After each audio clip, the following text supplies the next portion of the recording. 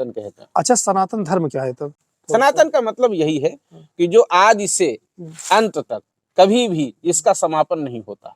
सनातन शब्द का ये अर्थ होता है जिसका कभी नाश नहीं होता। जो नाश होने वाला हो वो सनातन नहीं हो सकता, जो अविनाशी है वो सनातन है। तो यह सनातन धर्म भगवान नारायण से है। भगवान नारायण पहले भी थे, आज भी हैं, कल भी रहेंगे। सृष्टि नहीं थी तो भी हैं, सृष्टि है तो भी हैं, सृष्टि नहीं रहेगी तो भी रहेंगे। अच्छा, हमको अगला बताइए आप, काम क्या चीज है? काम का अर्थ होता है कामना की पूर्ति।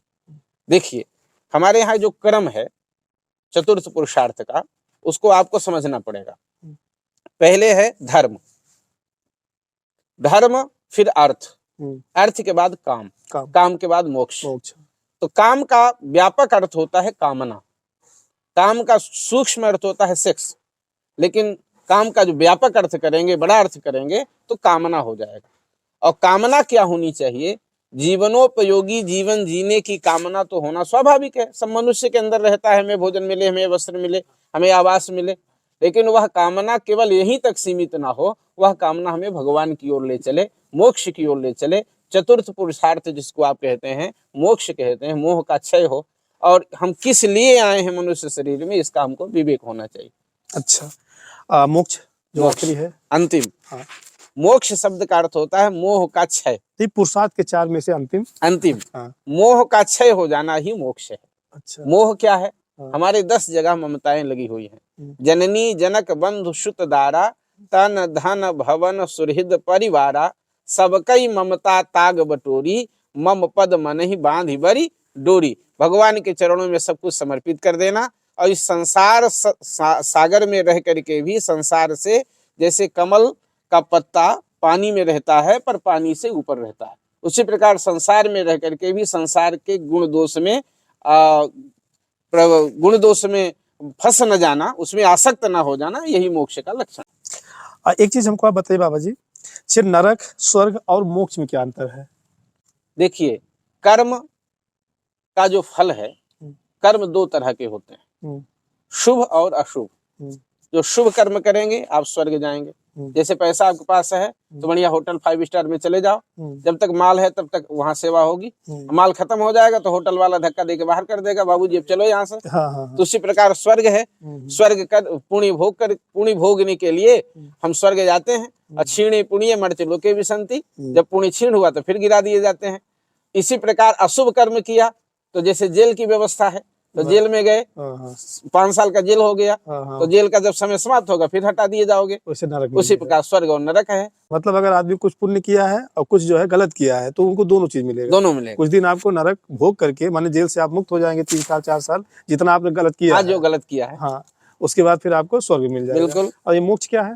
मोक्ष आवागमन के चक्कर से मुक्त हो जाना। मतलब आपको जन्म नहीं लेना है, जन्म ही नहीं लेना, फिर गलत ही करने नहीं है। गलत है अच्छा, गलत अच्छा कुछ होगा ही। मतलब अगर ज्यादा अच्छा करेंगे तब भी हमको जन्म लेना है, और गलत करेंगे तब भी हमको जन्म लेना है। लेकिन इसको समझना पड़ेगा, इसका मतलब ये नहीं कि अच्छा न करिए। नहीं, हम ये कह रहे हैं कि जैसे कि अगर हमारा दोनों न्यूट्रल हो जाएगा, माने प्लस और माइनस, न्यूट्रल होगा कैसे? तब हम मोक्ष पाएंगे। न्यूट्रल होगा कैसे? यह विषय बहुत जटिल है। इसको समझना पड़ेगा। इसी को गीता में समझाया है। कर्म और कर्म योग, ध्यान से सुनो। कर्म और कर्म योग। कर्म का तो मतलब यह है फल की आशा रख करके किया गया कर्म, कर्म है। और फल की आशा न रखते हुए कर्म करना कर्म योग है। कर्म तो कर रहे हैं। जैसे हम गंगा स्नान करने आए, पर गंगा स्नान करते समय हम कोई इच्छा नहीं मन में रखे हैं, केवल कर्तव्य है मेरा गंगा नहाना, क्योंकि मकर की संक्रांति है, शास्त्र कहता है नहाना चाहिए, इसलिए हम नहा रहे हैं। हम किस लिए नहा रहे हैं यह हमारा कोई संकल्प नहीं है, शास्त्र की आज्ञा का पालन करते हुए हम स्नान कर रहे हैं, यानी कर्म कर रहे हैं, पर इच्छा है कुछ नहीं है मन में। तो वह कर्म, शुभ कर्म भी न्यूट्रल हो जाएगा, समाप्त हो जाएगा, भगवान को समर्पित हो जाएगा। और अशुभ उससे होगा नहीं, अशुभ करेगा नहीं, अशुभ को भी भगवान को समर्पित कर देगा। तो उसका कर्म जब समाप्त हो जाएगा तो मोक्ष हो जाएगा। तो यहाँ हमको एक असमंजस पड़ा है, ये योग क्या है? योग समत्वम योग उच्यते। इसके लिए गीता का भाष्य सुनना पड़ेगा। गीता में भगवान कहते हैं समता का नाम योग है। सिद्धि और असिद्धि, लाभ और हानि, जन्म और मृत्यु, इन सब में समान बुद्धि।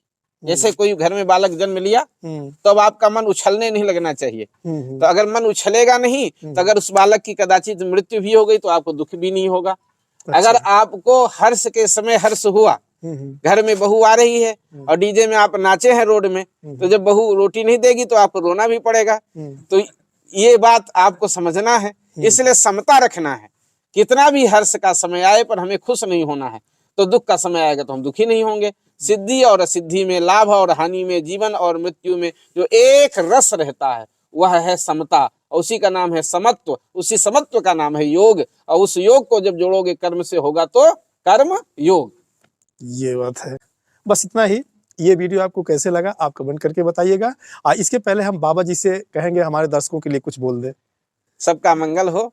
अयोध्या में 22 जनवरी को भगवान की प्राण प्रतिष्ठा हो रही है। देखिए, वो मूर्ति नहीं जिसमें प्रतिष्ठा हो जाए, वो साक्षात भगवान का ही उस मूर्ति में आवाहन हो जाता है। इसलिए अपना जीवन धन्य बनाइए। 22 जनवरी के बाद समय निकाल करके अयोध्या दर्शन करने जाएं। और तीर्थराज प्रयाग में इस समय माघ मेला चल रहा है, यहाँ करके संतों का दर्शन करिए, कथा श्रवण करिए, प्रसाद पाइए, गंगा नहाइए, अपना जीवन धन्य बनाइए। यही आप सबके प्रति शुभकामना है। जय श्री राम।